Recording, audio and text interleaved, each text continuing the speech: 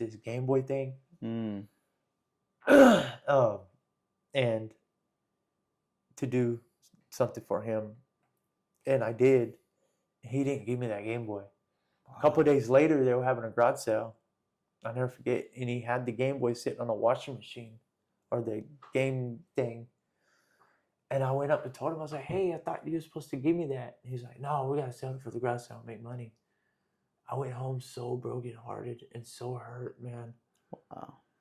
I just remember stuff like that. It's just, Wow. you know, it scarred me, man, you know. And you were a kid. I was a kid, man. Wow. And these guys, or these older, they were like 18, 19. They were a lot older. Yeah. Way older, you know. Oh, To me, it's like I'm small and they were big, you know. That's terrible. You know, yeah, it sucks. But that's another seed that was planted to my life with the sexual stuff, you know.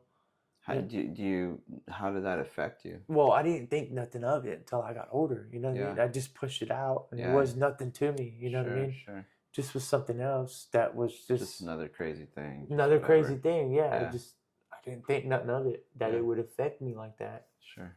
But now I see where all that was taking place in my life as I'm digging into like inventory. I don't know if you've ever done 12 steps before. No, I haven't, but I've done like inner healing of the past and like traumas and stuff. And digging into that stuff, I see where that stuff starts coming, fruitation. There's fruit, you know, it starts coming up to the surface. Yeah, you said it right. It's seeds that grow. And you don't realize it's growing in you. You don't, man. Yeah. You don't until you come to God and God starts revealing this stuff to you and he's able to pluck it out. Bah! When he plucks it out, there's a hole that's left there. You have to fill that hole in. You're right. With something that's good, because if not, you're gonna fill it right back in with something that's bad. That's true. I mean, ASAP, you know. Yeah. So that's true. That's just something that I've grown to learn, especially in my life. All right. Well, Lawrence, it's an honor to meet you, brother. Hey, you too, Joshua. Thank you for coming over. Yes, sir. Being spontaneous. Yeah, it's been a heck of a day, man. But made it through. I know. That's crazy. The enemy's not gonna win this one. It's crazy. Your car got wrecked this morning. That's insane. Bro. Yeah, definitely a bully. He won't win this one though. That's crazy. Sure. So tell me your story. So who are you? Where are you from? What's the story of your parents? You know, tell me a little bit about your upbringing. So my name is Lawrence Lee Davis. I'm born and raised from Corpus Christi, Texas. I'm born August 30th, 1988. So my daddy is Larry Herman Davis, and my mama is Cindy Lou Roberts. Okay, so I wasn't really raised by my mother and my father much. They were pretty much in and out of my picture, in and out of the picture of my life for many, many years until, you know, I got older and realized that what they were doing was drugs and multiple other stuff. But in the process of that was my grandmother and grandpa, which is Sudi Alzella Roberts and Lonnie Alonzo William Roberts, which is my grandpa. My grandpa wound up passing away when I was 12 years old of lung cancer. Wow. So it was my grandmother that raised me and my two brothers. All of us had ADHD. We were very bad hoodlums. Wow. We're pretty bad. So not having that motherly or that fatherly figure in our lives, besides my grandma, don't get me wrong, she did wonderful, and I miss my grandma. I'm a big grandma's boy. Yeah. But into our lives, we were lost in a direction of path of, you know, destruction and drug abuse, you know, ruthless lifestyle. So did you ever live with your parents? I didn't live with them, but off and on we would like stay the night every now and then. And like my dad, I would go stay the night with him. So from birth, okay, you were with your grandma. With my grandma, yeah. My grandmother had me since I was 4 months old. 4 months old, right? So she took me. And your brothers. My brothers were they come in the picture a couple of years later down the line. So I'll probably like maybe I don't want to probably if I could remember about 5 or 6 because I'm the oldest. Okay. But once they were born, that your grandma adopted them too right away? Right. Well, they got us all adopted when I was 12 years old. So right Okay. before my grandpa got sick and passed away, they had adopted us. Like officially? Yeah, well, court ordered. Court ordered. I just never got my Social Security changed over to Roberts. Okay. But you always lived with your grandma, even though you weren't court ordered adopted till 12. You always were living with her. Anyways. Yes, she was my everything. She was my mom. She was my dad. She was my best friend. Wow. I miss her a lot, dude. I miss her so much. Has she passed already? She's passed away, yes. Wow. She's been gone since I was 27, 26 years old. Wow. I was in state jail, and she would put $100 in my books every month.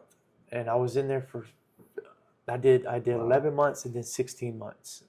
I was doing the 16-month stretch, and I had 2 more months to get out. And I noticed I didn't get the $100 in my books one day.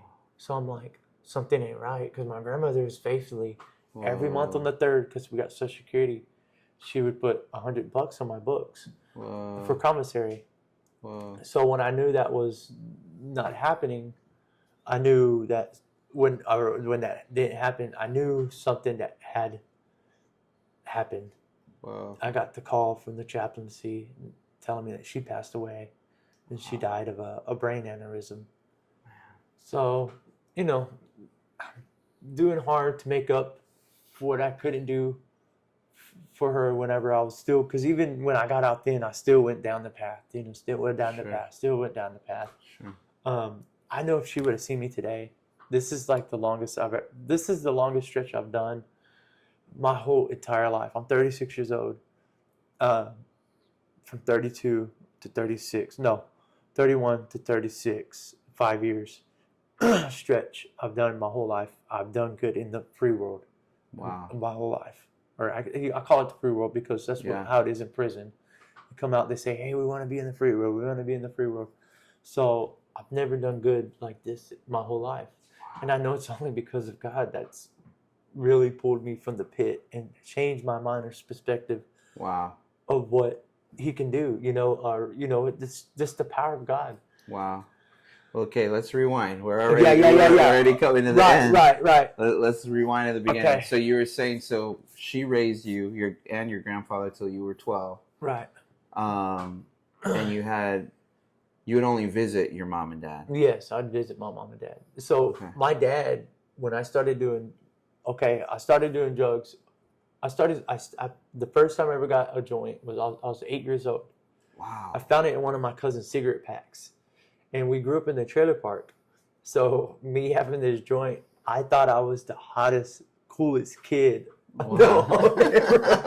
I'm like, I got a joint, And you knew what it was. And I knew what it was. It smelled like weed.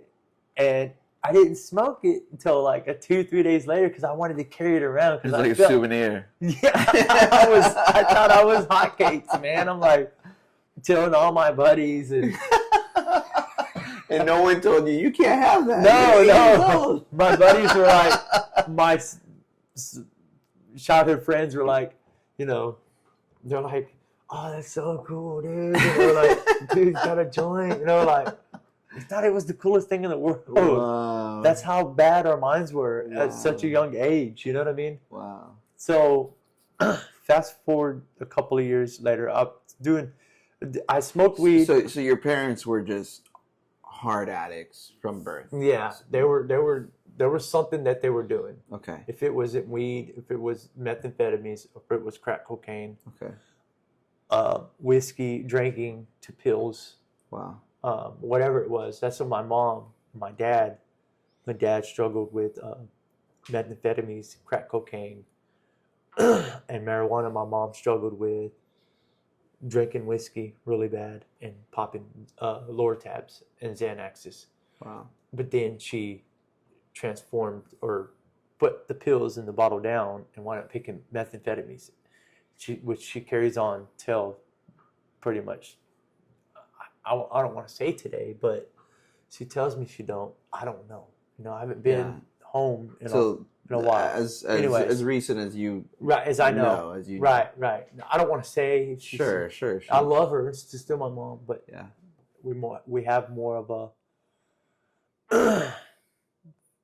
homegirl, homeboy, or however you want to call it, type of relationship. Sure. It's not a motherly and son relationship. Sure. I try really hard to let her into my life. Wow. And she makes me so mad at times when she talks to me because I still hold all these grudges, and it's something I'm working through with the 12 steps and stuff. We'll get later onto that. Yeah. But that's just something that they struggled with all my life, pretty much. Wow.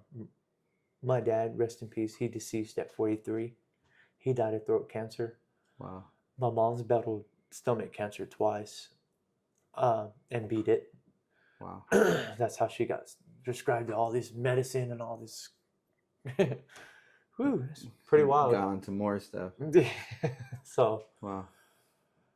Fast forward just a couple of years to when I was 16 years old, was when I was first introduced to methamphetamines.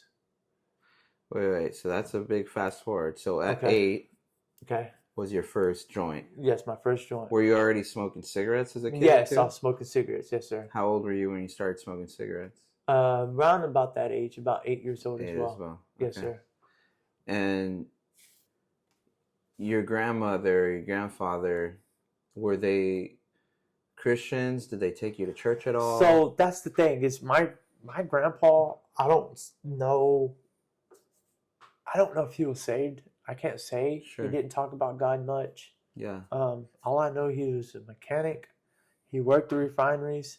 He drunk Milwaukee Best, listened to Hank Williams Jr., and he whooped our butt every time we cussed. That's all I know.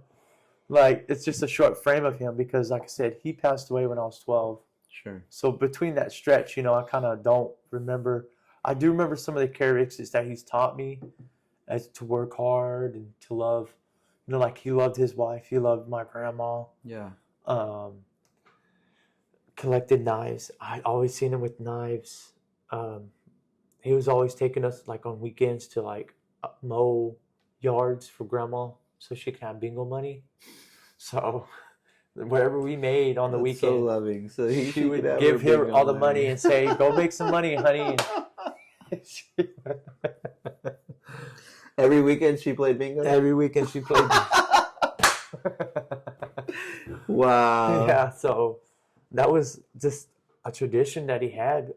Pretty much to me, now that I'm a little older from that, what I've got from that is he was teaching us how to work, Sure. And I like landscaping now since of that. I like cutting grass. I like the smell of cut grass, because of my papa. And then your grandmother, did she have so any Christian influence or take you to church at all or anything like that? My grandmother had a sister named Jackie. Okay. Aunt Jackie, we called her. She was really big in the church. Always trying to get us boys to go. The only time we would really go was the kids' crusades they would have. Okay. And they would have puppet shows and they would have pizza afterwards. But when we would go, we were so bad that we would make like fart noises during the preacher would be preaching, or we'd be doing something stupid during the sermons because we're very bad. We're ADHD, bouncing off the disruptive, wall. Right. Yeah, we're just being knuckleheads. I never forget one time I had a cousin named Curly that I really hung out a lot with. Did a lot of dirt in the future with him. I remember one time he was very bad in church, and my Aunt Jackie, literally took a belt and beat him in the parking lot of the church park. I'll never forget that. I was like, dang, the fool. Dang, and she's like, I'm gonna tell your grandma and grandpa, y'all were just as bad, and I just won't ever forget that. It was just that's funny. Something in the church parking lot. But she was very influential. How you say the word? Influential person in my life that really loved God, and I seen the characteristics of God through her. I didn't understand it at the time as a young age. Sure. I didn't care too much for it at the time, Sure. It's like, yeah, whatever. But you saw she genuinely cared about you. She did. Guys. She genuinely cared genuinely, because I remember one time I was having really bad nightmares. And I never forget the pastor's name. His name was Pastor White. He's a tall white guy, and very sweet. But I remember she took me to his office one time, to the church, to his office, and we went into his office, and he asked me, or I told him about the prayers that I'm having. I mean the prayers, the dreams that I'm having, and he told me to say a prayer every night before I went to sleep, and I'll never forget the prayer. It says, "God be with me, God be inside me, and be with me." That's beautiful. So to say that every night, and he gave me a Bible. Wow. And I'll never forget that. I didn't read the Bible. Sure. You know. But you would start to pray that. I would pray that prayer. God be with me. God be with me and be beside me. That's what it. God be with me and be beside me. So I don't know, just the prayer that I remember from him. That's cool. Yeah. So my Aunt Jackie was the big influence in our lives about the walk with the Lord. But my grandmother, I knew she believed God because of her, her sister and stuff, and where she was at. She never talked about God, but she would always say, "I'm praying for you," and stuff like that. Yeah. She was a very humble lady, Yeah. She loved smoking her cigarettes and drinking her coffee. That was her only drug of choice that she did. Sure. I never forget when I was smoking cigarettes at a young age. Around this time too, I was getting into my grandpa's porn magazines, and that's when sex started becoming a little factor in my life too. At 8 as well. Yeah, at a young age. Yeah, around 8. I got caught up. A lot happened at 8. Yeah, so I got caught up with in the 5th grade. I never forget. I had got caught up with porn magazines in my Ninja Turtle backpack that he had at the house.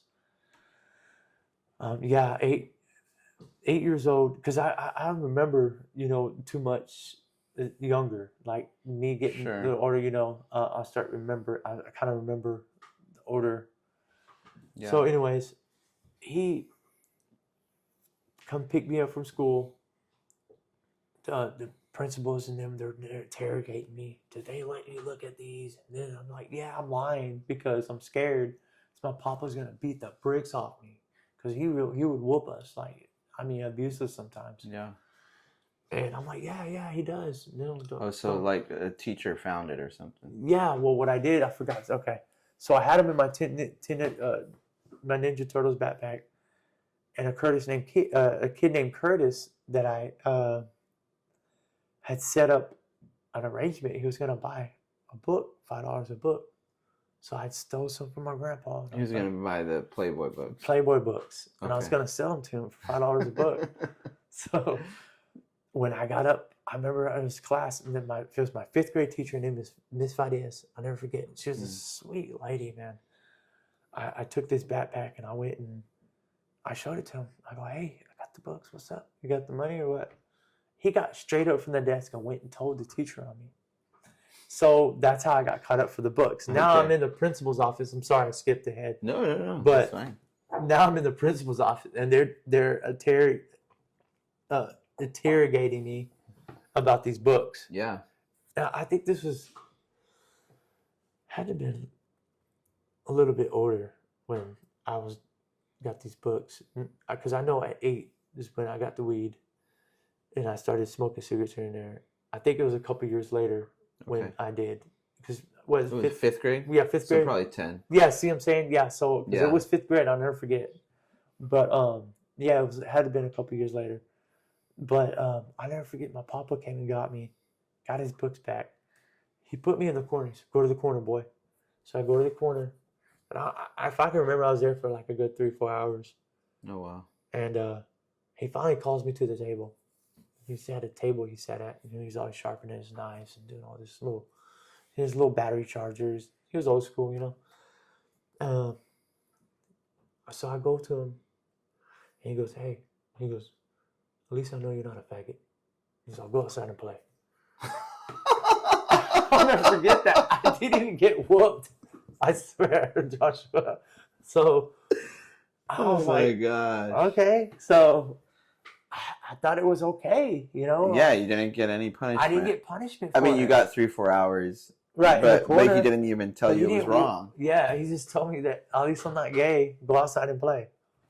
Dang. That was the best 3 days of my life. So, anyways.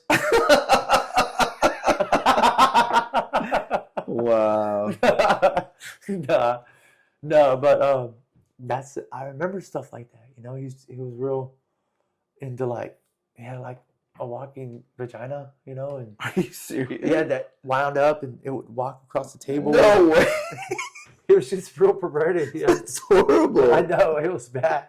The stuff I grew up with, you know. Oh my gosh. How are you not gonna grow up to be a sex addict and stuff like that? Being around stuff like that, you know what I mean? Wow. And he So- didn't mind exposing you to that. No, he didn't care. He Like, just thought it was funny. He thought it was funny. He'd show it, his friends would be there and he'd bring it out and you know. That's terrible. I know.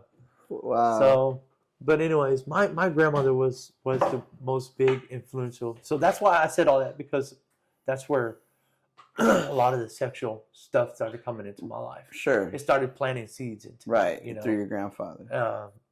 Not only that, I can't remember. I think it was a younger age. I did get molested by somebody that had promised me. See, I'm able to talk because we go through a 12-step program. Sure. So I've already shared testimony on this stuff. Wow. He promised me a handheld like Game Boy. Mm. I'll never forget I wanted it. It was like a Sega Genesis Game Boy thing. Mm. And to do something for him. And I did. He didn't give me that Game Boy. Wow. A couple of days later, they were having a garage sale. I'll never forget. And he had the Game Boy sitting on a washing machine or the game thing. And I went up and told him, I was like, hey, I thought you were supposed to give me that. And he's like, no, we got to sell it for the garage sale and make money. I went home so brokenhearted and so hurt, man. Wow. I just remember stuff like that. It's just, Wow. you know, it scarred me, man, you know. And you were a kid. I was a kid, man. Wow. And these guys, or these older, they were like 18, 19. They were a lot older. Yeah. Way older, you know. Oh, To me, it's like I'm small and they were big, you know. That's terrible. You know, yeah, it sucks. But that's another seed that was planted to my life with the sexual stuff, you know. How did that affect you? Well, I didn't think nothing of it until I got older, you know what I mean? I just pushed it out and it was nothing to me, you know what I mean? Sure. Just was something else that was just another crazy thing. Another crazy thing, yeah. Yeah. I didn't think nothing of it, that it would affect me like that. Sure. But now I see where all that was taking place in my life as I'm digging into like inventory. I don't know if you've ever done 12 steps before. No, I haven't, but I've done like inner healing of the past and like traumas and stuff. And digging into that Yeah. stuff, I see where that stuff starts coming. Fruitation, there's fruit, you know, it starts coming up to the seeds, surface. Yeah, you said it right. It's seeds that grow, and you don't realize it's growing in you. You don't, man. Yeah, you don't until you come to God and God starts revealing this stuff to you, and He's able to pluck it out. Bah! When He plucks it out, there's a hole that's left there. You have to fill that hole in. You're right. With something that's good, because if not, you're gonna fill it right back in with something that's bad. That's true. I mean, ASAP, you know. Yeah. So that's true. That's just something that I've grown to learn, especially in my life. So to my, I guess. So fast forwarding to 16. So then you got introduced to drugs, sexual perversion. So at 16 years old, I had a cousin named Candace that got me introduced to methamphetamines. Okay. I was huffing spray before then. So I was doing spray. I never even heard of that. Spray what? Paint, spray paint. Spray paint. Yeah, I was doing gold and silver. Okay. I would take the spray can and you get a regular soda pop can, and you would and fill it up with that much paint, and you take the tab of the soda pop can, put it in there, and you would just huff the. You just get high from that. Oh, you get so high, you just. My grandma's found me a couple times with spray paint all over me, or I'm sitting there rolling the eyes in my back of my head. Wow. And I was like 15 years old doing this. Wow. My grandmother hated it. So my cousin and them, they knew I was struggling with this, so she introduced me to meth, thinking trying to help me you? trying to help me get away from Spray paint. spray paint. What? Yeah, I know. So it's like way worse. I 10 times worse. So my cousin, she's a couple of years older than me. She's like 18, 17. She genuinely was trying to help you? Yeah, so she was trying to get me away from killing myself from spray paint. That's what she's saying. She'd rather see me do meth than she would me doing spray paint. Oh my God. So she started smoking dope with me, with the pipe. I never shot dope, but I would smoke it. Okay. Wait, so, dope is the same? It's dope methamphetamines. Or I always thought dope was another form of saying weed. No. You could. It could be. I mean, dope can be crack. Dope can be weed. Dope can be. What is dope? Dope is pretty much anything you get high on. Pretty much. Okay. So let me just say it like this: methamphetamines. Sure. So I was still smoking weed. Yeah. As being brought up to that, off and on. I started getting little dealers and stuff like that. Through high school. Did you start selling as well? Or? No, I never sold dope. Okay. Never been that Al Pacino or anything like that. I was just your normal little bass head, man. Just rascal kid. Just your little rascal dope head, man. That just, So I started smoking meth at 16. It continued on till I was about 19 years old. So you never finished high school? Yeah, so 16 years old. Doing meth at 16, you're not going to... I don't want to fast forward this. So at 16 years old, I get kicked out of high school. Mm. But by that time, I was already in the 9th grade for the third year. Whoa. Because of my weed and the weed use and the methamphetamine use. Wow. So I got kicked out of high school. My grandmother hated it, man. They court ordered me to go get my GED. Never got my GED. Wow. Now I do, but I don't want. I don't want to, But I didn't never go get my GED at that time. So now I'm hitting the streets. You know what I mean? Now it's like, hey, it's game on. Yeah, there's I don't have school. I can just kick back. I can get high all day. Wow. I need a new job profession. What am I gonna do? Start stealing.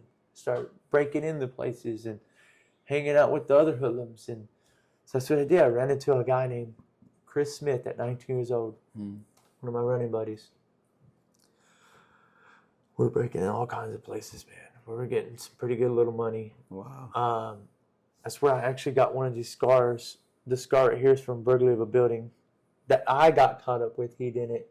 He's like, man, I didn't. Anyways, got caught burglary of a building and burglary habitation at 19 years old.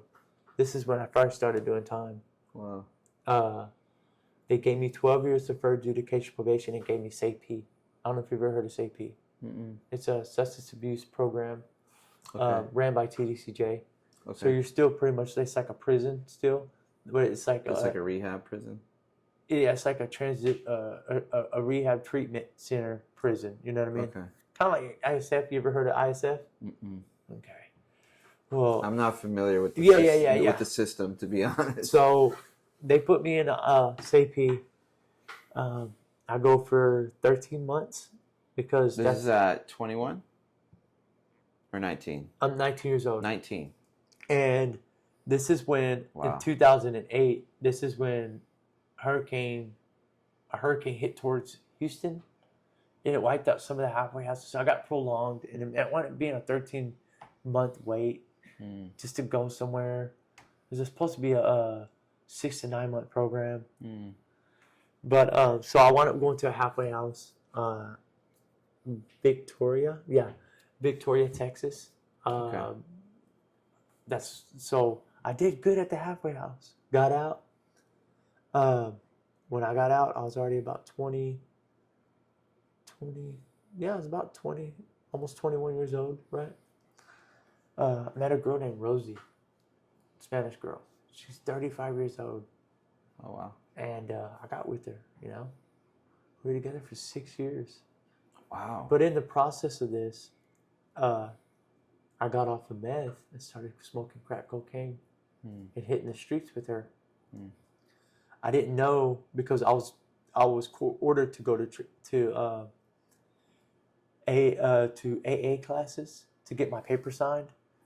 I didn't know in the process of that she was too. She got out of the CP too. I didn't know till later on down the line. But I was walking home one day. She offered me a ride in a Mustang.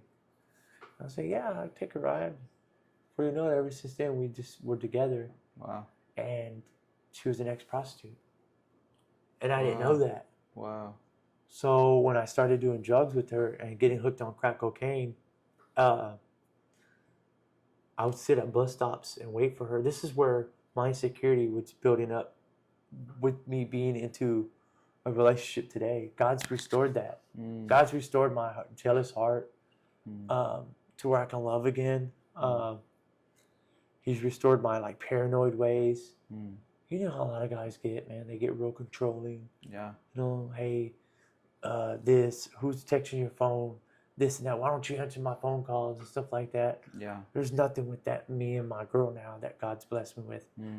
So real quick, I just want to share. We're almost on a 1-year commitment. Wow. November 7th will be a whole year we've been together. Wow. And by the glory of God, yeah, she loves God. She's real big in recovery. God's been so good to me. Anyways, but so with Rosie, you said you were at the bus. So I would sit at the bus stop and wait for her to come back from her licks. You know, while the meantime, my grandmother had got me an apartment. So she was still prostituting herself. Yeah, well, we got back on. While I was with her, we started doing dope again. Okay. You know, I told her I do methamphetamine. She's like, "Well, I do crack cocaine." You know, and before you know it, I started smoking crack with her, and I just couldn't stop. Wow. Cocaine's a hell of a drug, you know. Yeah, yeah. And she turned my whole world upside down. We were smoking $300-$400 worth of crack every night. Wow. It was a lot of. I mean, that's a lot. And dude, I'm telling you, so she would go hit licks, while I would go out and just break into cars and do what the hell ever, you know. She would send her tricks there sometimes. They're called tricks. Take them into the room, and I'd be breaking into their car while she's doing her thing with them in the room. So no way. We would pull like a double header. So Tricks is a customer. A customer, yes, sir. Licks is that she's prostituting herself. Yeah, like a lick, or like say if I did a lick, it could be something like as me stealing something. Okay. Like, hey, I just hit a lick, boo. Check it out. You know. So a lick is like getting work done in a bad way. Right, a bad way. Whether we're women or men, you know. Okay. It doesn't necessarily have to mean sex. You know what I mean? So. I've just never heard that term. Yeah, it's just a slang word. Yeah, you know? yeah. I just hit a lick, fool. You know what I mean? I'm fixing to pull up. You know. Yeah. It's just, but yeah. So. Yeah, well, I was. So you were a professional thief, and she was a professional prostitute. Right. That's how it became. Okay. My lifestyle. And you guys worked together. We worked together. Yes. Wow. So. And then you did drugs together. We got high. I mean, you have to make a lot of money to be spending $300-$400 a month or a night on coke. See, and not only that, you know, there'd be some nights where it's 100, 200. Sure, but whatever, yeah. Yeah, you know. I mean, people don't spend that on food. So right. Like... I would be so hungry, and not want to go get nothing to eat, want to go get another hit of some rock. Wow. You know, like, I didn't care. I didn't care to eat. Wow. You know, stomach was touching my back. You know, this went on for a good 6 years. Wow. With me and her. She would get locked up, and I'll still be out running the streets doing my thing. I'll go stay at my grandmother's. My grandmother had a trailer home. She was living in different spots. She would come one trailer for a couple of years, move to another trailer. But this is all in Corpus Christi, Texas, you know. Sure. I got a lot of family there too that were users and abusers, you know. So wherever I can go anywhere there and go get dope, or it didn't matter, you know. Yeah. It's bad. I had to get it. That's why I had to get away from Corpus. I just couldn't go back. I just knew. Sure, you know, I wouldn't be where I'm at today if I did not go back. You know. Yeah, yeah. So you know, I went on for 6 years. You know, and I always went back, recuperate at my grandma's house or trailer home. just so I can get off the streets for a while. She'd go back home. She had her house, which is Who's actually she? Rosie? Rosie. Okay. And I would sleep with other women, in the Mhm. time of being of it, Sure. I didn't care, Oh yeah, she's prostituting herself. Yeah, I probably didn't don't care, so I was She sleeping. probably doesn't care either. Right, but we still always met up and we're always brought money You together. were together, yeah. We were together. You were a couple. We were a couple, kind of like Bonnie and Clyde, but not the good version at all. I know they weren't a good version, but they weren't good either. We were like 10 times worse than that. You know what I mean? It's like people you didn't want around your house, man. So that went on. I got locked up in that era of 6 years, in and out of SAP and state jails. So I did SAP twice in that era, ISF once, and state jail twice. While I was still. Sorry, I don't know what any of those terms are. What's state Pete? SAP is state penitentiary. Well, it's the treatment place I was telling you. Oh, that's run by TDCJ. Place. Okay. So I went to CP, got out, violated my probation, went to ISF, which is it's a 3-month program instead of SAP. I completed that. But also court ordered, Court ordered, yes. Okay. Then I come back out. They give me the same stipulations of AAs and you got to do treatment after care and all that. I just couldn't do it. Yeah. I wanted to go get high. I didn't care. Right. Dude, forget that, bro. SAP again. I went back on a relapse track. And every time you got locked up, was it for drugs or for stealing, or both? It was for violating my probation. Okay. And your probation was from the crime when you were 19? I had 12 years for adjudication probation. Oh, wow. Yeah, so... and the 19 one was from theft?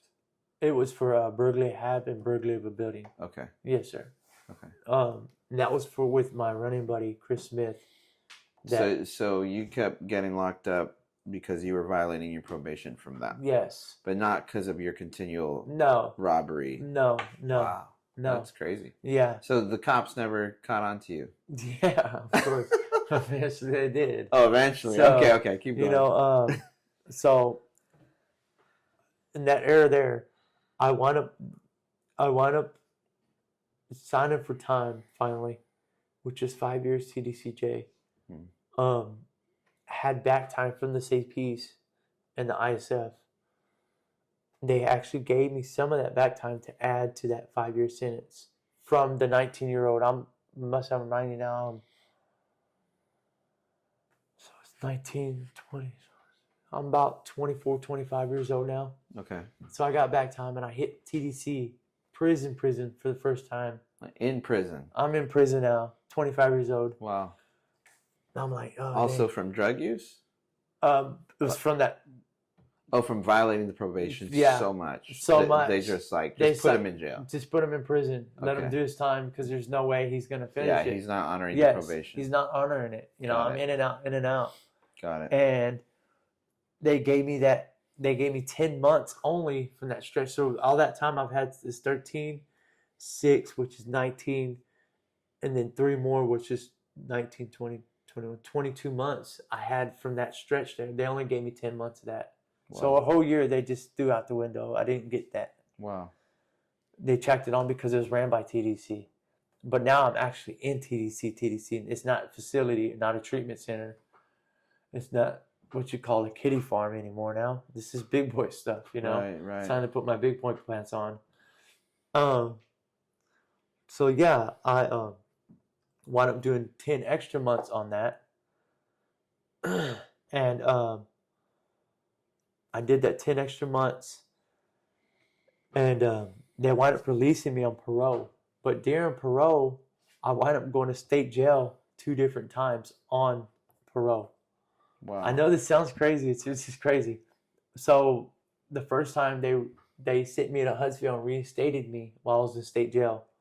And sent me back to the state jail to finish out my term. Wow. The second time I went 16 months state jail. These times I went to state jail, I picked up new charges. These were evading arrest on foot. So I already had two evadings. Wow. The 11 months I did was for my third evading arrest on foot, and the Running second from the cops. running from the cops. And the fourth time was running from the cops, evading arrest. It gave me 16 months state jail. These are Wow. state jail felonies. You know what I mean? Right. Compared to first degree, second degree, third degree felonies, which is TDCJ time. You know what I Okay. mean? State jail is much more serious. Yeah, it's day for day. So like, if I give you 11 months, no matter what, if you come beat me up or beat my brains in without killing me, you're still gonna do that 11 months. So it doesn't matter.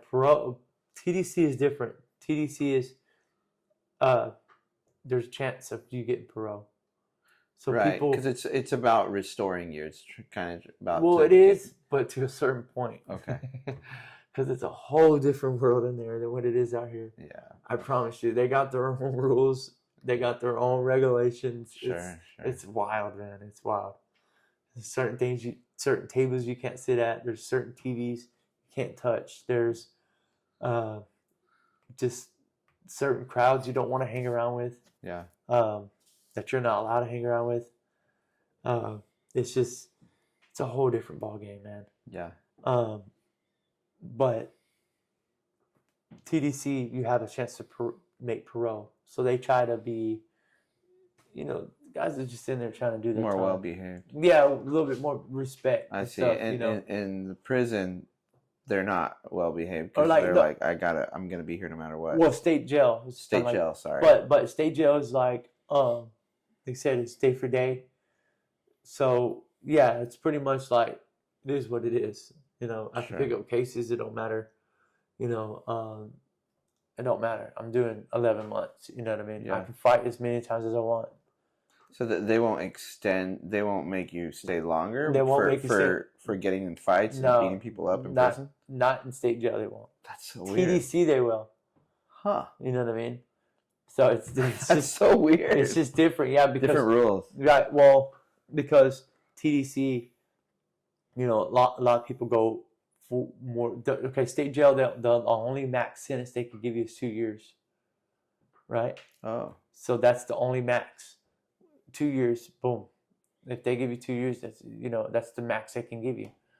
TDC, they can give you up to life in prison. So, oh wow, you know what I mean. So it's a whole different. They can give you actually the death. So what's the penitentiary? So that's all. It's still the same it's penitentiary. You know what I mean. The first one. The both state jail and both are. TDC are still penitentiary time. Okay. Yeah, you're still doing TDC time. Okay. It's just state jail. They even have transfer facilities that have Interesting. State jail. So even though state jail is shorter time, it's harder because it's harder. You could just get beat up and because everybody's day for day. Everybody's day for day, so it doesn't. That's so weird. It is. It is. Is that a Texas thing, or is that the whole U.S.? Or? It's I mean, you've only been in the Texas. I've only been in. I can only speak for Texas. Because it's state. So. Yeah. So TDC, the Texas That's Department, so weird. So I can only speak for the Texas boys, man. So wow. Yeah, I'm not so familiar with all the regulations I don't know about Cali and and nuances of prison. And yeah, I've visited jails, but I've never done much activity in them. So, wow, that's crazy. Okay, so quick question. So, you're in and out of crime, jail, drugs, girls. At any point from your aunt taking you to those events to that 5 years in prison, is there any seeds of the gospel? Anyone preaching the gospel to you, praying for you, any Bible you read, any there was event prayer you calls. go to? There was prayer calls I would join in some of the dorms. And in the dorms in jail? Yeah. Okay. So like there's guys that were seeking God. Okay. And that's where I really found God, was my last stretch in prison. Okay. Anyways, so the prayer calls, was this in the 5 year or in the one of the other earlier? This is in the years with the 5 years. You know what I mean? Okay. They would have prayer calls. I would I would go every once in a blue moon to a service to check something out. I started trying to read my Bible, but every time I read my Bible, something bad would happen. You ever had that? You ever experienced, something like that? So in the dorm, I would be like, okay, well, let me see what this God thing's about, So I would read, or I would do this. I flip the Bible open and I put my finger on the scripture. Yeah. Then I would read the scripture, and I would try, I don't even know what the heck that means, you know what I mean? Like, Yeah. stuff didn't even make sense to me. And then later on that day, I would get into an altercation with somebody, and automatically the enemy would tell me, "See, that's what you get for reading that Bible earlier today." Wow. You know what I mean? And that's how I would think. Wow. I would think I would get attacked every time I read the Bible, so I was scared to read the Bible. Yeah, because the devil would attack you. I would get scared.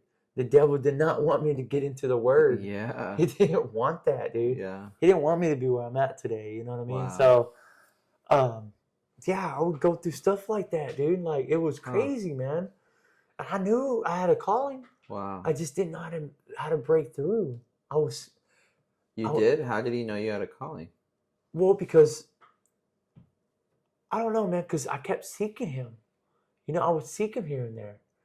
I knew. How? What do you mean? Like I said, I would try to, I would try looking at different scriptures in the Bible. Okay.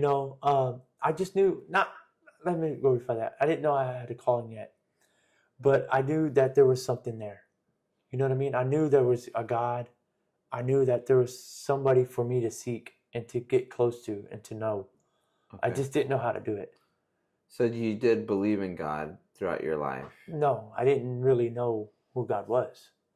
I just knew that there was something there. Yeah. But were you an atheist, or did you just believe but you didn't care and you just did whatever the heck you wanted? I don't know. I wasn't an atheist for sure. No, because my Aunt Jackie showed us who God was. You know what I mean? So you believed he existed, but you just in no way followed him or not at cared all. About him at all. I didn't even know who Jesus was. You know what I mean? Okay. I just knew. Yeah. So I just knew about the Noah's Ark and just stuff like that. Some Bible stories. Yeah, stuff like that. So you didn't understand anything about Jesus died on the cross for your sins, or that he's your savior, or none of that stuff. No, sir. So you had never heard the gospel. I was probably. I don't remember, but I was probably showing that. You know what I mean? Sure, but it never registered. It never registered to me. You know what I mean? Because there's no way went to church quite a few times and not heard that. You know what I mean? Sometimes I don't know. I mean, there's messages about having a healthy family life, or having, loving your neighbor. But I knew there was something what I meant was I knew my life is more than where I was going. You know what I mean? Sure. Because I would see some of my cousins, they would have stuff and they would start getting stuff going for them, and I would never get that. I never would have anything for me. I would never even own hardly a good pair of shoes. You know what I mean? Like, I know, running the streets. So now can I fast forward a little bit? Yeah, go for it. Okay. So after doing the 5 years and I completed, right, I wound up getting out and going back to Corpus and meeting a girl named Michelle. I did her wrong, dude. I brought the Bible home because I was wanting to get into it and start reading it. But not to her place. I would only do it for a day or two and then throw the Bible away, back on weed or whatever it was. Then I met that girl, Michelle, later on in Corpus when I was already doing dope, getting high. I'm sorry. I'm in Kerrville, Texas. Wait, but you brought a Bible. So something happened in those 5 years. In those 5 years in jail, did you start to find God? Well, yeah, I started kind of trying to read the Bible. That's what I'm saying. Okay. So you had those little steps, but was there anything deeper? No, not at the moment. Okay, just little steps of trying to read the Bible. Yeah, trying to read the Bible here and there. And were there people in jail like preaching the gospel to you, or like telling you about God, or? There would, like I said, there would be prayer call circles. Prayer calls. Okay. I can't recall. What's a prayer call? So like, what does that mean? There's 64 men in a dorm. Okay. So I'd be like, prayer call, prayer call. and maybe 10 people would come, and we'd all pray, do popcorn prayers. It's called popcorn prayers. Okay. Stuff like that. So Wow. That's cool. I would see stuff like that, and I would join prayer calls. Okay. Then I started getting kind of like into Proverbs, for myself. Man, it's hard to remember all this stuff. It's a lot. Sorry. Well, this is cool. I mean, I've never heard of a prayer call in prison. Yeah. I mean, didn't even know that existed. So I do believe that somebody was. I know that I brought a Bible with me and I tried to read it, and it didn't interest me. Just being honest with you, I threw it to the side. Totally. I started getting back on drugs.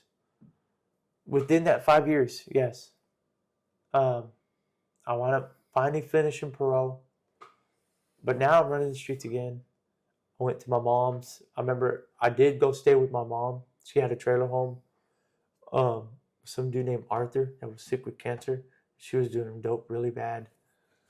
Then I met this girl named Michelle. No. See, I was in Kerrville. I got let out in Kerrville. And I went and stayed with the guy named, his name was, I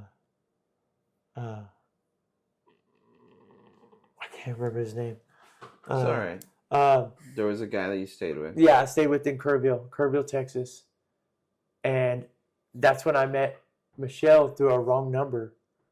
And she wound up coming picking me up from Kerrville and taking me back to Corpus, because she lived in Corpus. Oh, wow. The worst mistake in my life. I was already doing dope in Kerrville too. So the guy that I was staying with, they slung heroin and would do ice and stuff. Wow. So I was already getting back into that lifestyle. You know what I mean? Right out of jail. And they didn't want me to be there no more because I was roaming around and breaking into places around that place in Kerrville, and I was being a little hoodlum. They made me sleep in the car, and they're like, "You're not allowed in the house" and shit like that. And excuse my language, but they probably didn't trust you. They treated me like crap, dude. Mm-hmm. And they didn't trust me. I was worthless, man. So Michelle came and picked me up and took me back to Corpus. And what worst mistake, because I got connected right back to my mom. That's when my mom was living in the trailer. Sorry for cussing. It's okay.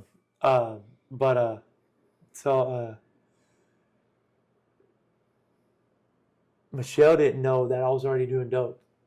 I was already getting high. I lied to her. I was like, "Hey, I'm gonna go to Corpus, do good, be a good man, this and that." I manipulated her.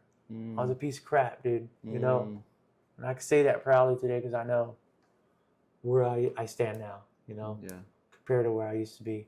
So I manipulated her. I would go stay with her, and I would go stay with my mom, back and forth. And I would go stay at my cousin's sometimes. So one day, I broke into a house, stole some guns, took some other stuff. Well, later on that week, my cousin had somebody driving the truck after we had scored some dope, and I went to go pick up my guns from Michelle's, because I got them to her house, and we had them in the bed of the truck. And a cop had passed us up, but did a U-turn because the dude had an expired inspection sticker. We're all throwing our dope away. He's trying to put dope next to me. I said, "Hey, dude, get that dope away from me. If I get caught, we're fighting in the holding cell." So he takes the dope and he throws it under his friend's seat. And now it's under there. 2 bags is under his seat. And one bag falls where his feet are. I throw my dope in a tool bag. But anyways, they get caught up for dope. I'm sitting on the curb, handcuffed. I'm thinking I'm going to get away, but I'm an ex-felon. I can't be around guns. So the cop comes and jams me up, throws me in the back of the cop car. The dude from the truck was, "Lawrence brought the guns from an unknown place." And I see it on the police report. He's writing that the police was writing. And I was like, "You snitch, like the mentality, Sure. of me thinking that he told when he was just being honest about his truck, Yeah. He didn't want to get in trouble. He didn't want to get in trouble. I didn't get caught for the guns, thankfully. Oh, they didn't charge you? No, they didn't charge me for them. Wow. I got blessed, man. Wow. Really did. But I did get charged for unauthorized use because I was taking cars. I was in cars too. That's why I know it's not good. You weren't supposed to be driving a car? What do you mean? I wasn't supposed to be driving a car that I stole. Oh, that was a stolen car. Yeah, so I got caught up for. Okay, so I took in a car one night, some apartments right behind where my cousin lives, and I brought the car back to him, to his place. The sun was fixing to rise up. No, it was about 5, 6 in the morning, 6, 7, something like that. This is when sunrise usually hits. Because I'd seen the sun, it was starting to set. And I say, hey, it's fixing to, it's already getting pretty, morning time. I was like, hey, I need to get rid of this car. He's like, I swear, man, let me use the car. I'll get rid of it, dude. I promise you. As soon as I do what I do, I'll get rid of it. I was like, you get rid of the car? He goes, yeah. So I give him the keys to the car. And I wound up going about my business. He gets caught in the car by some cops and snitches me out or tails on me.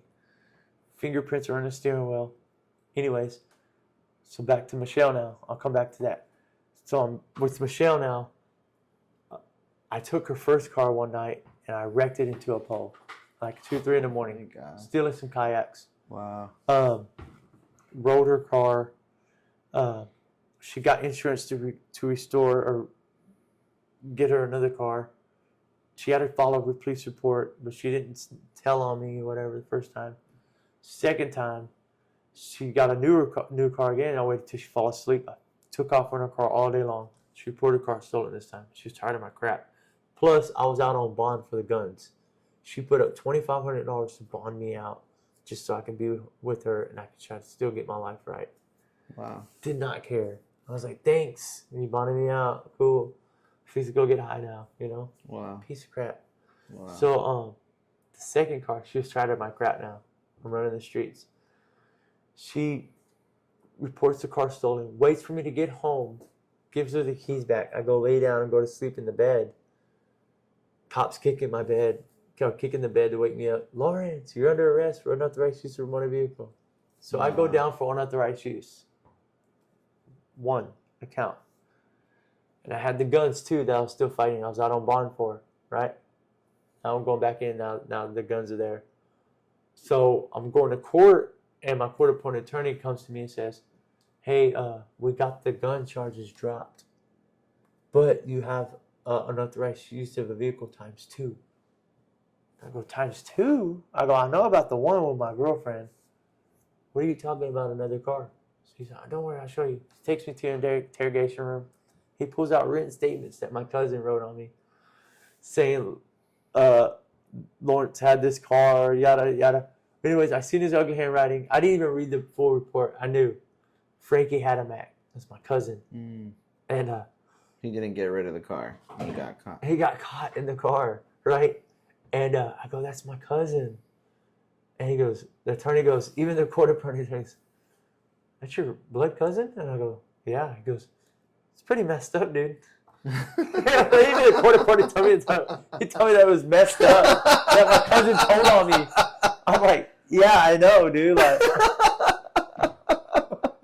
what do you want me to do? Like, this sucks now. Yeah. So now I have 2 unauthorized use of a motor vehicle. And, man, I'm like, what are they offering? 7 years? No, first is 12. Because I've been down so many times already before, prior. Right, you have a record. I have a record, dude. Yeah. They're like, dude, we don't want to let you out.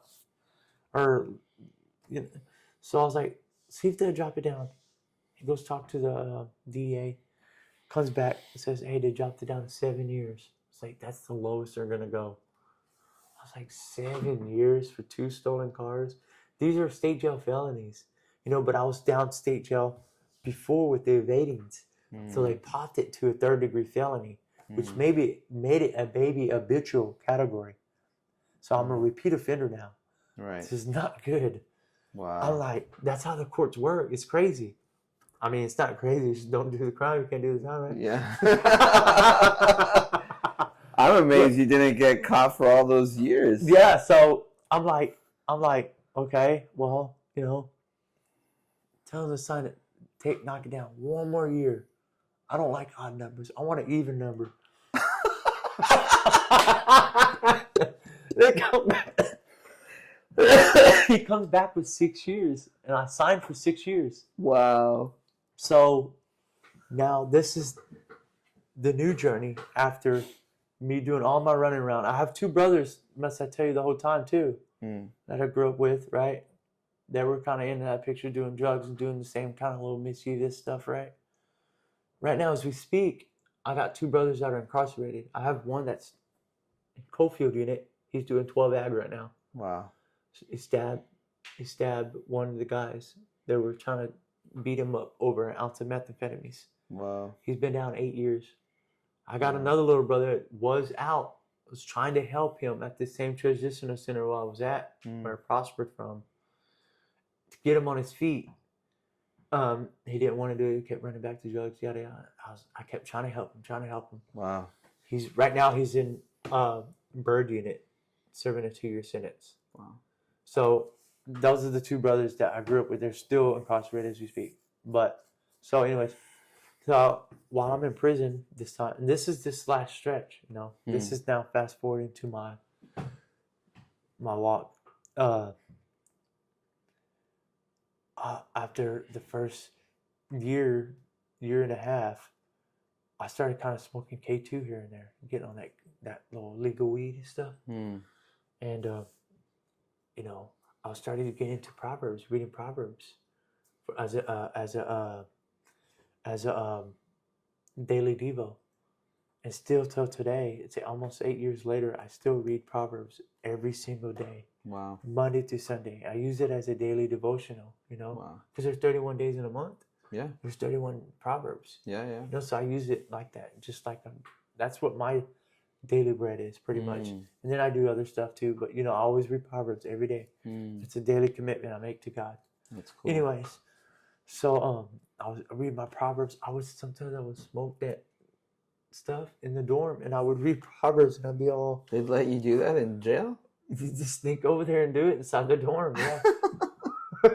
It's crazy, man. Wow. I know, it's wild. Well, I wound up getting into an altercation over that stuff. I got beat up 401 for stealing some of the K2 out of somebody's cap. They wound up beating me up 401 in one of the dorms. What's 401 mean? Four guys. Oh, 4-on-1. 4-on-1. 4 guys beat you up. Yeah. They didn't hit me in the face one time, but they knotted my head up and knotted my, all this up. Dang. When I was in that cell in SEG, because they had to seg me up because it was a gang thing, I wasn't never in no gangs, but they were part of a gang. And they feared for me, you know what I mean? Yeah. I even seen some of the guys back there when I was segged up, and they're like, "Man, we still have love for you. We just had to do what we had to do," which was cool. I was like, man, I thought they'd been mad at me, They weren't, they just had to follow rules. It's just rules, how it goes in gangs, prisons. They all got rules. Yeah. I made a commitment to start following God, man. And I knew I was at my breaking point. I was like, dude, I couldn't do this no more, man. I was like, dude, I'm getting back on this legal weed stuff. I'm getting beat up by people, still doing my dope fiend ways, you know what I mean? This is not right, So I started digging into the word and started working out and doing push-ups. I get sent to Ramsey unit. This is in your 6-year sentence. Right, this is in my 6-year sentence now. And how far along are you in that sentence? About a year and a half now. About a year and a half. And you started to read about a year in. And you started reading Proverbs every day. Yeah, I started reading Proverbs every day. I made a commitment to God. other chapters of the Bible too. Yes, I started getting to a little what I could understand. You know what I mean? I started. So why were you reading the Bible though? You just because you had nothing to do, or you're just seeking, or? Well, to be honest with you, because you weren't reading the Bible outside of jail. So why, when you got in jail, were you reading the Bible all of a sudden? because to me, or to a lot of us, it's something to do, Sure. right? To be honest with you. Yeah, you're bored in there. You're bored. And another thing is it's called the jailhouse religion. You know, a lot of people go in with the jailhouse and come out with their jailhouse religion, but they're not about that walk. Yeah. They're all talk. Right. And it goes on real big in prison. A lot of people read the Bible and say they're Christian. I used to be the same way, dude.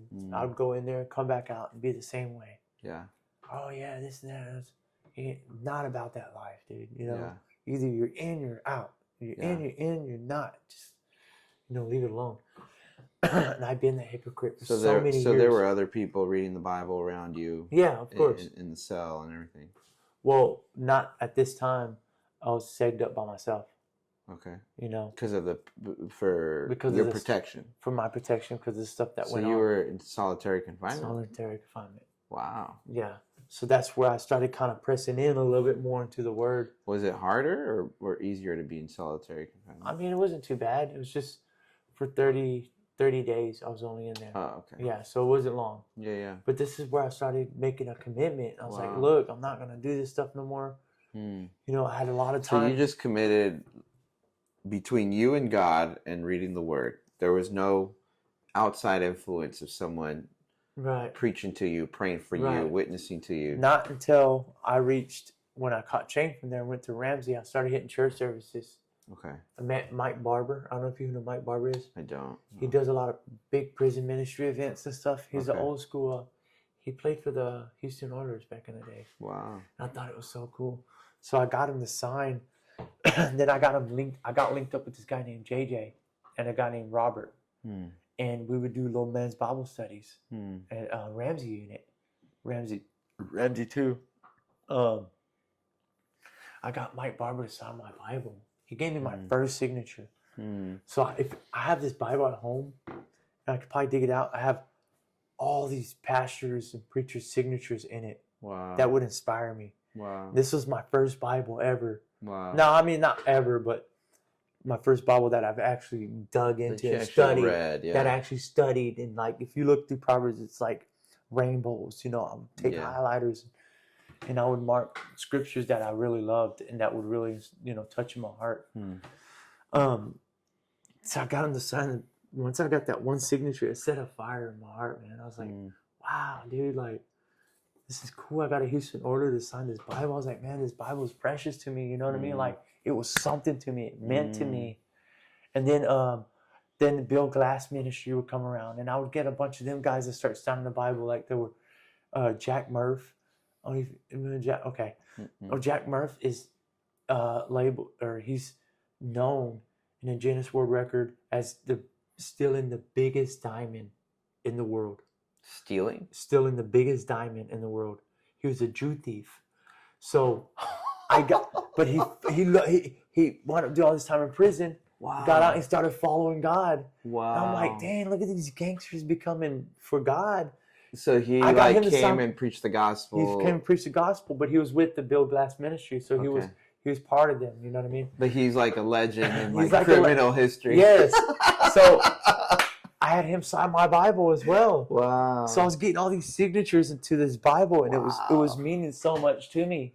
I'm like, wow. It made me want to read the Word more and stay into the Word. You know what I mean? Like, it was just little stuff like that. So like Ocean's 11 and 12, 13, this guy's like the actual guy that does that stuff. Yeah, like he was steal jewels. Steal diamond, the biggest diamond in history. He stole one of the biggest diamonds. It was like out of New York City or something like that. Dang. And he got caught for it, but he stole it. You know what I mean? Wow. But anyways, so once I hit from I'm coming from Ramsey unit and I'm going into Sanders SS unit. Okay. This is where I actually start finishing my time and doing. So Sanders SS unit, I really started going hard. At first, I didn't want to join a faith-based dorm. They had faith-based dorms in prison. Faith-based dorms. Right, where people that you get in there and everybody's supposed to be like the whole dorm is trying to follow God. Right, and there's really supposed to be, They do that? It sounds good, right? Not all of them go in there for that. Some of them go in there because they're scared of population. They're scared of the other guys. They're just trying to get out of there. Yeah, they're trying to be like, oh, I want to be in the faith-based zone or whatever. So I would think that mentality. I would think, I'm not going to faith-based zone. That's for weenies. You know what I mean? Like, that's for catch-outs, or that's for people that are trying to hide behind the word. So I will still read my word in the regular population dorms. You know what I mean? Right. I'm like, I'm not going to be a cult out, but God was really putting it on my heart to go into this faith-based dorm, man.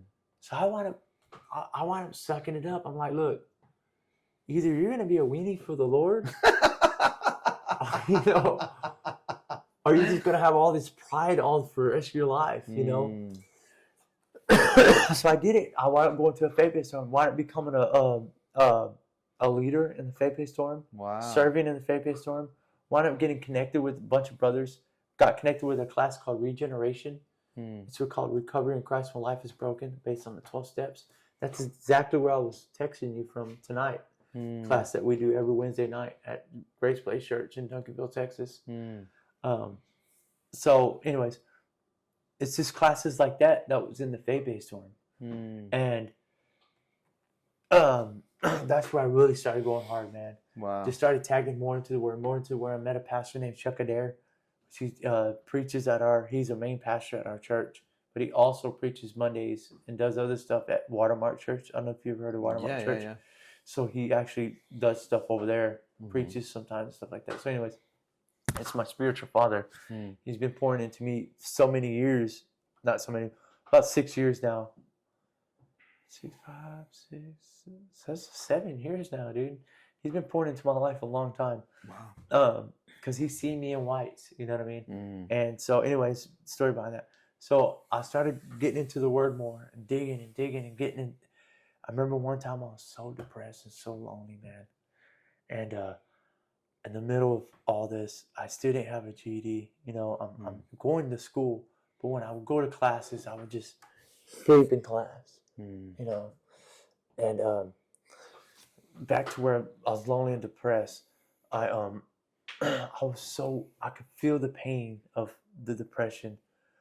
I dropped to my knees. I'm like, God, please help me. Like, either help me or just kill me, or just like let me not wake up, because I don't know if you've ever been through a pain of depression, like a mental. I mean, like it hurts. I went to hurt, dude. So I was like, man, God, I will follow you, God, whatever it takes. I know it's going to take a while for me to be pulled from my crazy mindset and my lifestyle. Not saying God can do it overnight, but it takes time sometimes for our mind to be transformed. Sure. The renewing of the mind you got to do every day. Pluck something out, you know. Sure. So when I broke down, I was crying to Him, praying in that prison cell. Like, God, I'm done. I'm done with this. I'm done. Like, I give up, dude. Not only that, during that time frame, I was telling you about me sleeping in class and stuff. My teacher told me, Lawrence, what are you going to do with yourself, man? You know? Something clicked, dude. I was like, you know what? I'm tired of this. I'm going to get my GED. I was like, well, if I can get my GED, I know I can do bigger things in life, right? Wow. So I started coming to class, shirt tucked in, had the books on the side, homeboys in the back, teacher's pet, they're clowning on me. I was like, I don't care what y'all say. I'm sitting right next to the teacher. Started hitting them books really hard. Wow. And she helped me get my GED. Wow. She really, really was a dedicated teacher, and it made me really want to be dedicated to her. Wow. And then, so once I got my GED, I started doing little college courses that were in prison. But not only that, so I took the same mentality of me when I was getting released from prison, of seeing myself not have nothing for myself. I've never had stuff for myself. I would never been driving a company truck around or having company cars on me. God, you know, like, never in my life would I have ever dreamed this. That God's given me a chance and opportunity in my life. Wow. So I knew that once I got my GED, I could take that same dedication and I could apply it to my life out here. You know, my same commitment that I had for God in there, do the same thing out here. Why not? Yeah, yeah. Why not? What do I got to lose? Mm. You know? Uh, so I was getting released one day, and I see this black guy getting fresh pair of J's, Jordans, shoes, fresh pants, fresh shirt. I'm getting paid in state issue clothes. So when you don't got family or you don't got people sending you money or nothing, they give you state issue clothes. They'll give you a purple shirt with some slacks that won't fit you no more because they got your size like a couple years back. And you've done ate like a million soups later, you know.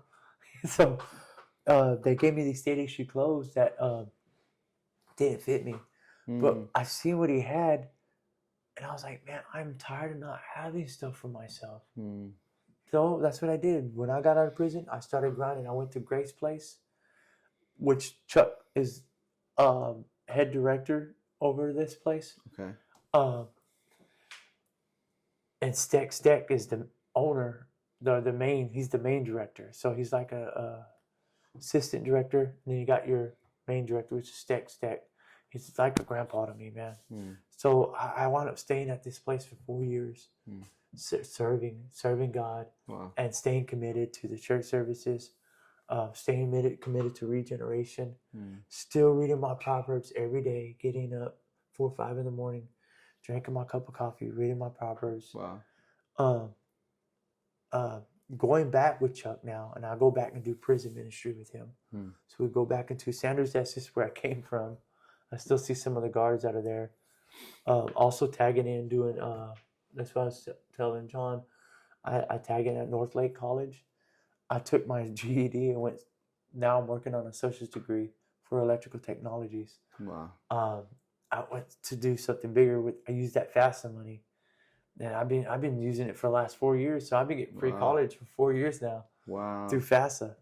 So that's where I've been tagging at today is doing that and staying committed to my church, man. And just here I am today, man. Last 5 years. That's amazing. Yeah. So come on. Wow. Oh, it's a lot. So and so okay. How long your prison? That last sentence was 6 years. How many of those years did you end up serving? 4 years. 4 of those. Yes. And then why did they let you out early? Because you were doing so well, or? Well, sometimes I call it like parole. It's kind of like rolling the dice. Some people make it, some people don't sooner than others. You know what I mean? Yeah. For me, I was a repeat offender, so it took them. They wanted me to sit a little while. I felt like, I felt like they wanted me to learn a lesson. Yeah. And believe me, Joshua, I learned my damn lesson. I'm not going back no more, dude. Like, yeah. I'm done, brother. Yeah. That's why I go back in and do what I do, because it's always a reminder for me. I don't want to go back that way. I don't want to walk. Oh, so you go back? Yeah, that's what I'm saying. I'll go back with Chuck. So we go back 12-step program and stuff is at the jail? Yeah, it's in the prison. It's called regeneration. So we take. Oh, so regeneration. I didn't realize this. So regeneration is a ministry in the jail. Well, to help people get out of or go through the 12-step program. Right. Yes, sir. That's right. So you go there not anymore as like a student. You go there as like a helper. As a helper, yes. I see. With my pastor. Because my pastor's the director over it. You know and you probably know some of the guys in there. Exactly. And I'll never forget this, Joshua. This is what really, really touched my heart the most. I had a guy named I can't remember his name. Anyways,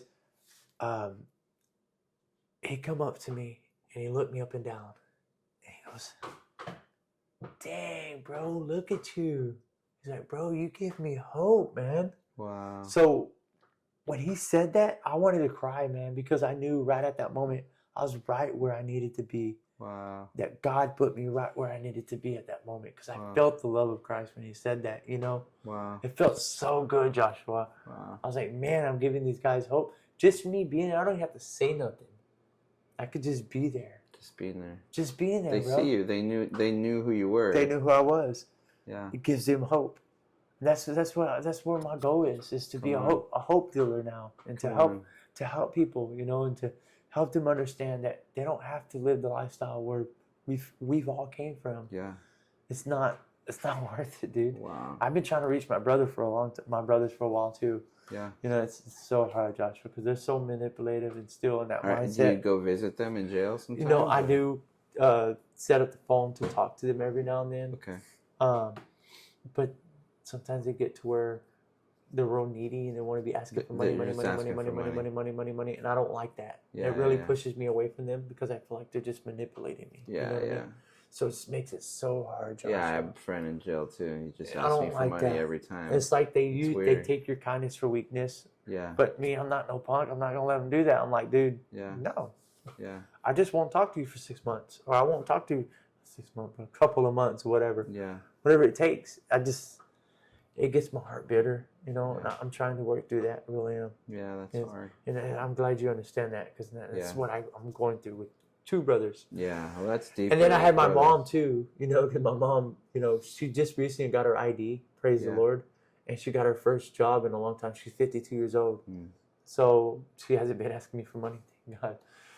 But it's hard because I'm trying to physically finance myself. Yeah, you know, you're trying to get off your feet. I'm trying to build a life, build my life, right, and not have them suck me down back to their mouth. Like, dude, no. Yeah, no. And you know that's an endless pit. It is, man. Yeah. You know, I now that I'm getting older and wiser, I'm starting to see that. I didn't see that when, you know, my addiction and where I was at. You know, God's helping me realize to where. Well, okay, so I have a question. So, how did you get set free from drug addiction? I mean, because you weren't doing petty drugs. You're doing meth and crack and. I mean, those are drugs that I rarely see anyone get off of. Okay, you know? So I've been sober and clean 8 years now, right? 8 years. I did slip up on a little bit of the CBD joint. CBD. So that's the K2. Is that what you're talking about? No, that's like it's legal weed.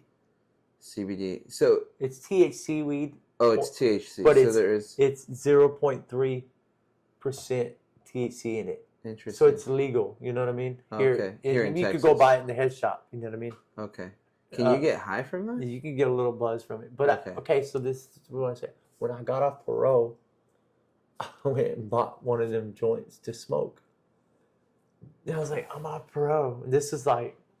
celebrate kind of thing. Yeah, this was like 3 years ago. Okay. So this is, you know... And kind of celebrate. I'm like, I'm gonna smoke a joint, dude. You know, I don't have to worry about parole now. This is the first time I've been on parole since I was 19 years old. Like, wow. Well, I was off for a couple of months, but then I got locked back up with. So when I got off parole for the 5 years, I was off parole for 4 months, and I picked up that fresh 6-year sentence. So I wasn't off long, but this time I did 2 years, and finally made it off parole without coming up dirty, not one time. Anything. So I'm thinking, hell with it. I'm going to celebrate, dude. Smoke that joint. But not only that, then they did a piss test at the property, and I come up, and I'm supposed to be a spiritual leader. I'm leading worship because I lead me and a couple of brothers, me and another brother and some sisters. We lead worship at our church where we're at. So that's where they keeps me connected at. I'm not I sing off the screen or whatever, but we've been getting better over the years, you know. Yeah. That's awesome. As a spiritual leader and a regeneration leader, I get busted to come up dirty for THC. Now Chuck goes, look, your punishment is you're going to confess to that congregation that you messed up and you slipped up and smoked that joint or that THC. Do you know how crappy I felt, Joshua? I'd rather somebody punch me in the face or in the gut than me confessing to their congregation. And then not only that, I have the back door and talk about it in my men's group to the guys that I lead in a group. In regeneration? In regeneration. I'll tell you what, Joshua, it's been 3 years. I never did it again. I ain't going back down that road, dude. No. That's humiliating, dude. It is. But, you know, it's the power of confession. Dude, I took that stand and I did that. Wow. You know, and yeah, it was... So okay, but how did he get free from meth, bro? Man, I mean, I can't explain it, man. All I can say is God's restored me from it, dude. Wow. A 16-year meth addiction that I had. I started at 16 years old. I've seen people get off of crack. Meth is a hard one. It is. It is. That's why a lot of my family still struggle with methamphetamine. Yeah. It's over from that 8 years now. Wow. 8 years, Joshua. Thank God, man. Man, praise God, man. For real. And it was in jail that you started to get off of it. Right. When I first got locked up during my sentence, which was May 20th, 2016. How do you survive that? Like, when you go in jail, that's something I've always wondered. I mean, are they selling drugs in jail? Like, how? Oh, yeah. Okay, so you still have access. Yeah, but not as much because I really didn't get money on my books. Okay, so I didn't. Because I'm like, how do you just go cold turkey when you're like a meth addict? Do you have to? There's no choice. When you get locked up. But when you're locked up, are you just like having seizures there, and they're just letting you do it? Like they don't care. They treat it. They treat it. If you're having seizures, they treat it like they take you to the doctor and they give you a little They'll give you some kind of drug to help you. Seizure medicine, but a lot of you don't see that. It's not. I mean, a lot of that comes from like heroin. I've seen people come get really sick off of heroin. Okay. Or go through convulsions through heroin and stuff like that. But meth, it's people eat and sleep. So me, I slept for a whole month. No, I'm just playing. I slept a lot. I slept a lot, dude. I'm telling you, I came in weighing 128, and my stomach was touching my back, and I had a 6-pack, right? Wow. And I'm thinking I'm sexy, bro. I'm like, oh, I got a little 6-pack, but really, I have no food in my stomach. I'm thinking I'm all hot cakes. I'm like, look at that. Oh, I got muscles, bro. You need to eat, bro. I was weighing 128, man. Wow. Yeah, I was skin and bones. A stick. Yeah, I was a stick, man. And so I explain it, Joshua. All I can tell you is God's really took that desire from my heart, man. Wow. I don't want to do meth. And I knew for me, I had to stay away from Corpus Christi, Texas. Yeah. I had to start my whole new life here. That's why I was talking about healthy boundaries when I first started. I've set so many healthy boundaries with myself, with my mom, my brothers, with some brothers, whatever it is. Sure. I had to set healthy boundaries. Yeah. Because if not, they can just drag me down to where they're at. Yeah. And I would just allow that to be, you know what I mean? Yeah, and that was your world. I mean, everyone in that's your world. all I knew. Yeah. I took my brother. Okay, so because one of the things I'm shocked by is that you are born and raised in Texas in the South, right, in the Bible Belt, and you never heard the gospel your whole life till you were in prison. Right. Well, so you went to events with your aunt, yeah, but still, there, right. But you never really even understood Jesus down on the. That's just shocking to me. Yeah. In the Bible Belt, but it makes sense because you were so deep in this subculture of drugs and crime. Right. That was your world, and you probably were not in a relationship with normal, healthy people. No, not at all. That sucks, man. Because I hate that for kids that go through that, you know what I mean, and that are experience that today, Yeah. I wish there could be a way for us or me even to go to the drug houses and be like, hey, dude, this is not the way, bro, that you need to go. There's a whole better life. Yeah. I didn't know for me a way out. I didn't know. I didn't know there was a better way. Right. I had no clue. I knew there was let me take it back. I knew there was something, and I would see people have stuff and get stuff for themselves or working, whatever it was. I didn't know how to get there, though. Yeah. I didn't have nobody take my hand and be like, hey, this is how you do this, bud. Yeah. No, I didn't. Well, no one trusted you. You were robbing people every day. Right, or taking stuff, yeah. Yeah, that's the hard part. So, and the thing is I have a brother named Trey Garland. I love dearly, man. He's really good to me. He started this electrical business up called Truth Electric. That's where the electrical business comes in. That dude loves the Lord so much, man. He hired me since he started his business day one. I'm his day one. Wow. So he hired me and gave me an opportunity and a chance to be an electrician, Wow. to work under him. It's been 4 years now. We've been grinding in the field. Come on, dude. He has a business called Truth Electric, which stands for the truth, way, the truth, and the life. But he's wanting to make other trades with it in the future. So he wants to do Truth Electric, which is true. The way is like plumbing work and the light or whatever. He's trying to do something. Sure. That's pretty cool. Awesome. Yeah, he wants to do something really cool. But what we are, this is what I was sharing with John, was we are a ministry.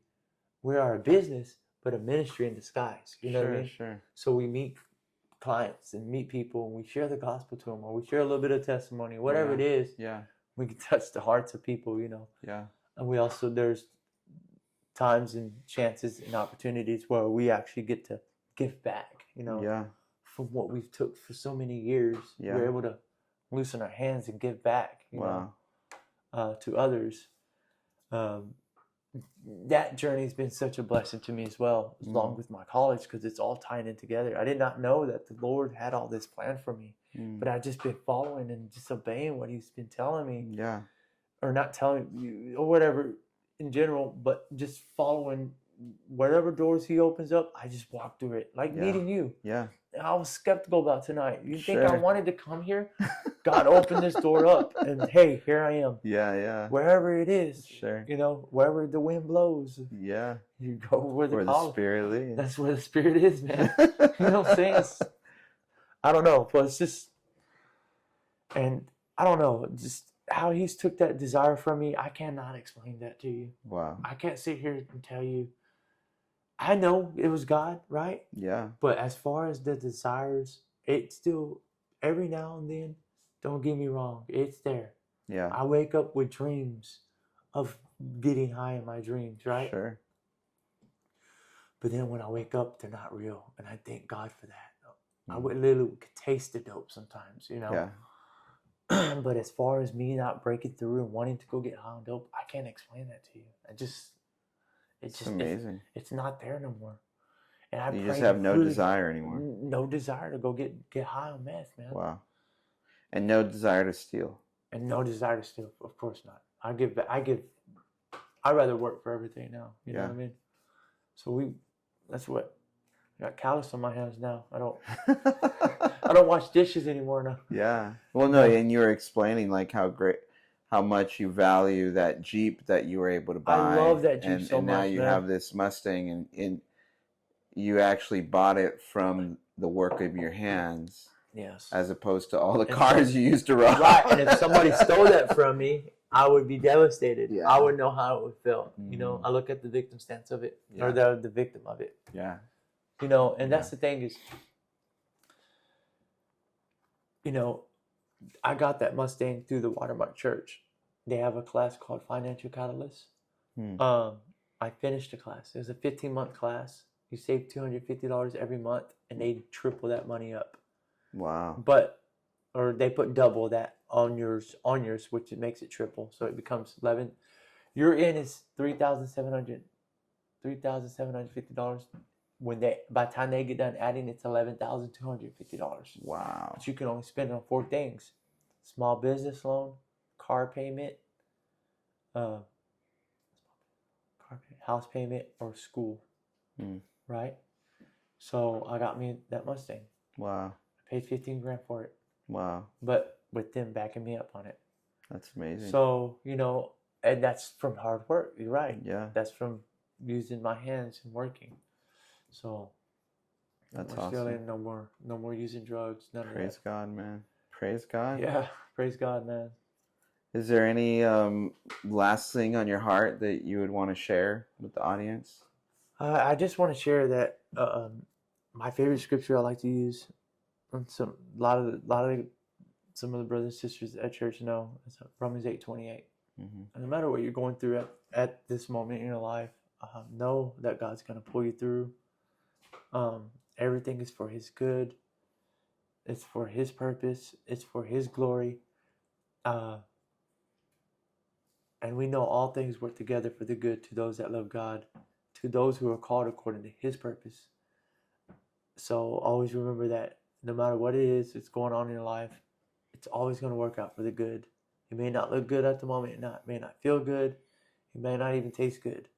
But I promise you, God, if you follow Him, if you continue to put Him first, pick up your cross and follow Him daily, it will work out for the good. So I just wanted to share that. Amen. That's just something that I believe with all my Amen. heart. So, Can you close us out in prayer? yes, most definitely. Dear Heavenly Father, I just thank you for this night, Lord. I know me and Joshua are really tired. I just thank you for a chance and an opportunity to be able to share what you've done in my life, God. I thank you for the glory, the Shekinah glory. That I thank you for just never leaving me or forsaking me. I thank you for Joshua for putting it on his heart to be able to make these podcasts. I pray for the message that was said tonight will reach people's hearts and plant seeds in their hearts, Lord. That somebody else will do the watering, and God, you'll give the increase in their life. Just thank you. We just thank you for this. Thank you for this night in general. I pray this in Jesus' name. Amen. Amen. Yes, sir. Amen. Thank you, man. Thank you. Yes, sir.